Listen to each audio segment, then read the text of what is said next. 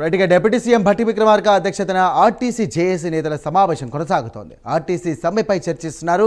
శంకర్ గౌడ్ మృతికి మంత్రులు సంతాపం తెలియజేశారు. ఇక 2 నిమిషాల పాటు మంత్రులు జేఏసీ నేతలు కూడా శ్రద్ధాంజలి ఘటించారు.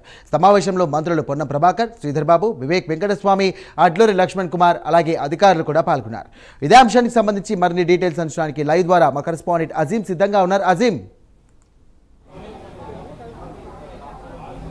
సచివాలయంలో కొద్దిసేపటి క్రితమే డిప్యూటీ సీఎం భట్టి విక్రమార్క అధ్యక్షతన ఆర్టీసీ జేఏసీ నేతల సమావేశం ప్రారంభమైంది. ఈ సమావేశంలో మంత్రులు శ్రీధర్ బాబు, పొన్నం ప్రభాకర్, వివేక్ వెంకటస్వామి, అడ్డూరు లక్ష్మణ్ అలాగే వీరితో పాటు అధికారులు వికాస్ రాజు, సందీప్ సుల్తానియా అలాగే ఆర్టీసీ ఎండీ నాగిరెడ్డి, దానకిషోర్ అలాగే చీఫ్ సెక్రటరీ రామకృష్ణరావు వీరందరూ కూడా ఏదైతే సమావేశంలో కూడా పాల్గొనడం కూడా జరిగింది. అయితే ఈ సమావేశం ప్రారంభమైన వెంటనే ఏదైతే 2 నిమిషాల పాటు కూడా నర్సంపేట్ ఆర్టీసీ కార్మికుడు ఏదైతే శంకర్ గౌడ్ కి 2 నిమిషాలు ఏదైతే మొత్తం మంది కూడా ఏదైతే మౌనం పాటించడం కూడా జరిగింది. ఇక ఈ సమావేశం ప్రారంభమైన వెంటనే మంత్రి పొన్నం ప్రభాకర్ కూడా ఏదైతే ఆర్టీసీ జేఏసీ నేతలకు విజ్ఞప్తి చేశారు. శంకర్ గౌడ్కి సంబంధించినటువంటి అంత్యక్రియలు సజావుగా జరిగే విధంగా ఆర్టీసీ జేఏసీ నేతలు కూడా చొరవ చూపాల్సినటువంటి అవసరం ఉందని ఇప్పటికే శంకర్ గౌడ్కి 10 లక్షల ఏదైతే 10 లక్షలకు సంబంధించినటువంటి ఎక్స్గ్రేషియా ప్రకటించడం జరిగింది. అలాగే ఇద్దరం మైలు ఇస్తామని చెప్పాము. వీరితో పాటు ఇంట్లో ఒక ఉద్యోగాన్ని కూడా కల్పిస్తామని చెప్పడం కూడా జరిగిందని చెప్పి కూడా పొన్నం ప్రభాకర్ ప్రకటన చేశారు. సో దీనికి సంబంధించి ఆర్టీసీ జేఏసీ కూడా చొరవ తీసుకొని అంత్యక్రియలు జరగనివ్వాలి, అక్కడ రాజకీయాలు సాగు ఇవ్వకూడదు అని చెప్పి కూడా అయితే విజ్ఞప్తి చేశారు. ఇక మనం మొత్తం ఓవరాల్గా చూసుకున్నట్లయితే ఉదయం నుంచి కూడా ఆర్టీసీ జేఏసీ నేతలకు సంబంధించినటువంటి ఏదైతే భేటీ సచివాలయం కొనసాగుతుంది. ఉదయం 11-11:30 గంటల సమయంలో ఏదైతే ఐఏఎస్ అధికారులతో వచ్చినటువంటి కమిటీ ఏదైతే ఉందో ఆ కమిటీతో సుదీర్ఘంగా ఏదైతే ఆర్టీసీ జేఏసీ నేతలు ఏదైతే సమావేశమయ్యారో దాంట్లో వారి డిమాండ్స్ని ప్రధానంగా చెప్పారు. సో ఖచ్చితంగా 2 పీఆర్సీలు ఉన్నాయి. 2 పీఆర్సీలకు సంబంధించిన అంశంపై క్లారిటీ ఇవ్వాల్సిన అవసరం ఉంది. వీటితో పాటు ఏదైతే యూనియన్కి సంబంధించినటువంటి ఎన్నికలు ఏవైతే ఉన్నాయో దానిపైన నిషేధం ఎత్తివేసి ఆ యూనియన్ ఎన్నికలు జరిగేటువంటి ట్రేడ్ యూనియన్ ఎన్నికలు జరిగే విధంగా చూడాల్సిన అవసరం ఉంది. ఇక ఎన్నికల్లో ఇచ్చినటువంటి ప్రధానమైన హామీ, కాంగ్రెస్ పార్టీ ఇచ్చినటువంటి హామీ, మేనిఫెస్టోలో పెట్టినటువంటి హామీ ఏదైతే ఉందో ఏదైతే ఆర్టీసీని ప్రభుత్వంలోకి విలీనం చేయాలి, కార్మికులను ప్రభుత్వ ఉద్యోగులు గుర్తించాలనే ఆ డిమాండ్ని కూడా ఖచ్చితంగా ప్రభుత్వం పరిశీలన చేయాల్సిన అవసరం ఉంది. ఇప్పటికీ ఆర్టీసీ తీవ్ర నష్టాల్లో ఉంది. దీనికి సంబంధించిన బిల్లులకు సంబంధించిన పెండింగ్లు కూడా ఉన్నాయి.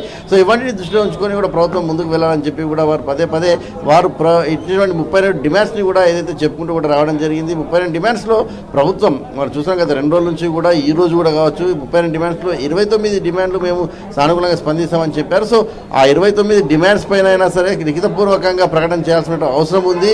లిఖితపూర్వకంగా హామీ ఇవ్వాలని చెప్పి కూడా ఆర్టీసీ జేఏసీ నేతలు ఏదైతే ప్రభుత్వంపై ఆ డిమాండ్ తీసుకొస్తున్నారో ఒత్తిడి కూడా తీసుకురావడం జరిగింది. మిగతా 3 డిమాండ్స్కి సంబంధించి కూడా ప్రభుత్వం పరిశీలన చేస్తుందని చెప్పి ఐఏఎస్ అధికారులు చెప్పారు. దానికి సంబంధించి ఈ 3 కూడా విధానపరమైనటువంటి నిర్ణయాలు తీసుకోవాలి, ప్రభుత్వం తీసుకోవాల్సిన అంశాలు. దీంట్లో ఆర్థికపరమైనటువంటి అంశాలు కూడా ముడిపడి ఉంది. సో ఇప్పటికే రాష్ట్రం చాలా ఆర్థికంగా ఏదైతే వెనుకబడి ఉంది, ఎంతో అప్పులలో కూరుకుపోయింది. సో అప్పులలో ఉన్నటువంటి రాష్ట్రాన్ని కూడా ఏదైతే ప్రభుత్వం కాంగ్రెస్ ప్రభుత్వం వచ్చిన తర్వాత మెల్లమెల్లగా తీర్పుకుంటూ వస్తుంది. సో ఈ నేపథ్యంలో ఆర్టీసీ ఉద్యోగులు కూడా ఇది గమనించాల్సిన అవసరం ఉంది. సుమారు 2 పీఆర్సీలు ఇవ్వాలంటే కూడా 4,500 కోట్ల నుంచి 5,000 కోట్ల వరకు 2 పీఆర్సీలు ఇవ్వాల్సి ఉంటుంది. సో ఇదొక భాగం. దీంతో పాటు అటు కార్మికులను ఏదైతే దీంట్లో విలీనం చేయాలి, ఆర్టీసీని ప్రభుత్వంలో విలీనం చేయాల్సింది వారి ప్రధానమైన డిమాండ్ ఒకటి ఉంది. సో ఇది కూడా పెద్ద ఎత్తున ఆర్థికంగా ఆలోచించాల్సిన అంశం. సో ఈ అంశం అన్నింటి కూడా ప్రభుత్వం చర్చించాల్సినటువంటి అవసరం ఉంది. సో ప్రభుత్వం వారికి పదే చెప్తున్నది ఒకటి, మేము ఆ డిమాండ్స్ని కూడా ఖచ్చితంగా నెరవేర్చామని ఎక్కడ చెప్పడం లేదు. మేము ఇచ్చిన హామీయే, మీరు ఓట్లు వేస్తేనే మేము ఏదైతే అధికారంలోకి వచ్చాము. సో ఎవరు తొందరపాటు నిర్ణయాలు తీసుకోవద్దు, క్షణికావేశానికి లోన్ కావద్దు. సో కొంత సమయం కోరుతున్నాం. దాంట్లో ఉన్నటువంటి 29 డిమాండ్స్లని మేము పూర్తి చేస్తాము. ఆ మిగతా 3 డిమాండ్స్కి సంబంధించిన అంశంపై కూడా ఏదైతే కాల వ్యవధి విధిస్తామో సో దానికి సంబంధించినటువంటి కమిటీ నిర్ణయిస్తుంది, ఐఏఎస్ అధికారులు నిర్ణయిస్తారు. పూర్తి స్థాయిలో స్టడీ చేసి ఆర్థికపరమైన అంశాలు ఏ రకంగా ఉన్నాయి, సో ఎలా ఉంటుంది ఇవన్నీ కూడా బేరేజ్ చేసుకొని 3కి సంబంధించిన అంశంపై ఎప్పుడెప్పుడు ఒక్కొక్కటి చేయాలి. పీఆర్సీకి సంబంధించింది ఏ లోపు చేయగలుగుతాము, ఆర్థికంగా ప్రస్తుతం అప్పుల్లో ఉన్నాం, సో ఆర్థిక భారం ఉంది సో రాష్ట్రం పైన. సో మరొక 5,000 కోట్లు కావాలంటే కూడా కొంత ఇబ్బందికరంగా ఉంటుంది. కాబట్టి దీనికి సంబంధించి ఎంత సమయం పడుతుంది, ఆర్టీసీ విలీనానికి సంబంధించి చర్చించిన తర్వాత ఏ రకమైనటువంటి నిర్ణయం తీసుకోవాలి ఆర్టీసీకి సంబంధించిన అంశంపై. సో ఇలా దీంతో పాటు ఆర్టీసీ అద్దె బస్సులకు సంబంధించి ఒక్క ఉద్యోగం పోదని కూడా గతం నుంచి కూడా చెప్తున్నాం, ఇప్పుడు కూడా చెప్తున్నాం. ప్రభుత్వమే హ్యాండిల్ చేస్తుందని కూడా మేము చెప్పుకుంటూ వస్తున్నాం. ఖచ్చితంగా ప్రభుత్వం చేస్తుంది. సో అందరూ కూడా ఏదైతే సమ్మె వీడాలి. సో ఎందుకంటే సామాన్య ప్రజలు, మధ్యతరగతి కుటుంబాలు అంతా కూడా ఏదైతే ప్రయాణం చేసేవారు వీరంతా కూడా తీవ్రమైనటువంటి ఇబ్బందులకు లోనవుతున్నారు. బస్సులు లేక ఏదైతే సో వీరంతా గమనించి ఆర్టీసీ జేఏసీ కూడా సమ్మె వీడాల్సిన అవసరం ఉంది. సో మీ డిమాండ్స్ని ఖచ్చితంగా పరిలోకి తీసుకుంటాం. మరొకసారి చర్చలు జరిపిస్తాం. చర్చలు జరిపించి దీనికి సంబంధించినటువంటి కాల వ్యవధి సమయం తీసుకుంటాం.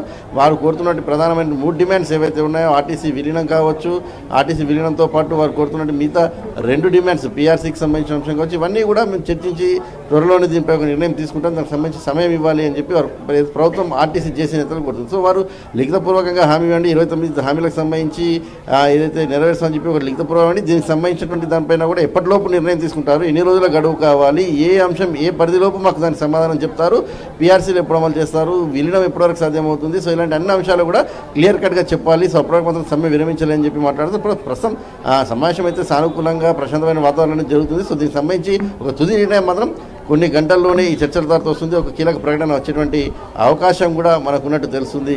Sai, right, thank you Azeem.